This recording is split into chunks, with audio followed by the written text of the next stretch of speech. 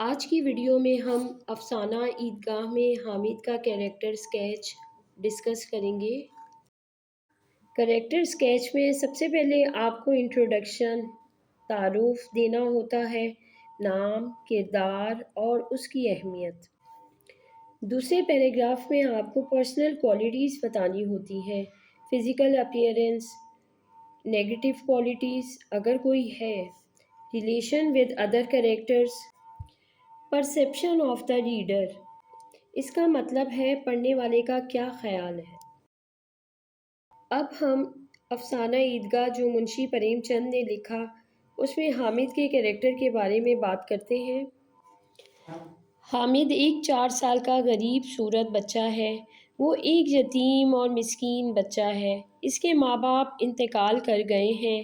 اس کا باپ ہیضہ ڈائریا سے مر گیا اور ماں کو پیلیا ہو گیا تھا۔ اس کے پاس علاج کے پیسے نہیں تھے۔ ایک دن زرد ہوتے ہوتے مر گئی۔ اب حامد اپنی بوڑھی دادی امینا کی گود میں سوتا ہے۔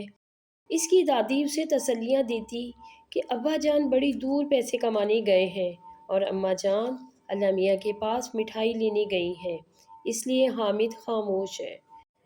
بچے جب عیدگاہ جا رہے تھے تو حامد کا بھی دل چاہ رہا تھا، لیکن اس کی دادی اسے جانے نہیں دے رہی تھی کیونکہ ان کا خیال تھا کہ کہیں اکیلا بھیڑ بھاڑ میں کھو نہ جائے۔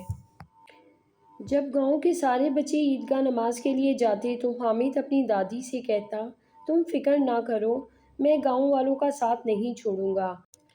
یہاں پر ہمیں حامد کی بہادری نظر آتی ہے۔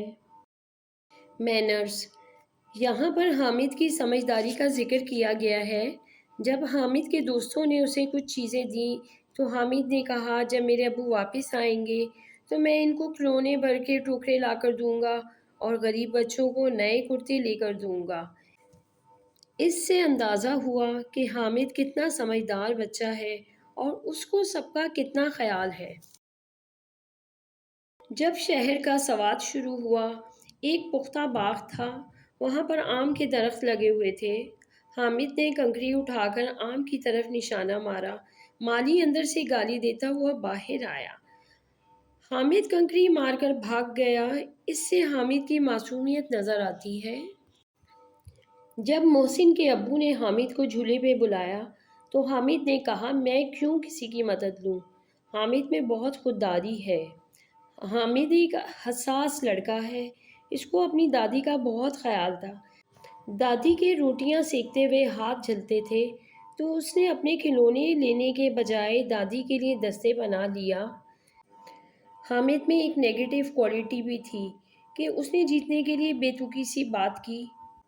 دستے پناہ باورچی خانے میں رہے گا، وکیل صاحب کرسی پر بیٹھیں گے تو جا کر انہیں زمین پر ٹپک دے گا اور سارا قانون اس کے پیٹ میں ڈال دے گا۔ پرسیپشن، پڑھنے والے کا یہ خیال ہے کہ حامد کی عمر 4 سال غلط بتائی گئی ہے۔ یہ ایسا لگتا ہے کوئی 8 سال کا بچہ ہے۔ اس کی سمجھداری اور عقل مندی بہت زیادہ ہے۔ حامد چھوٹی عمر میں بڑی سوچ رکھتا ہے۔ حامد بڑے لوگوں کی طرح سوچتا ہے۔ عید کے دن بھی اپنی خوشیوں کو قربان کر کے اپنی دادی کے لیے چمٹا لاتا ہے کھلونوں کی جگہ۔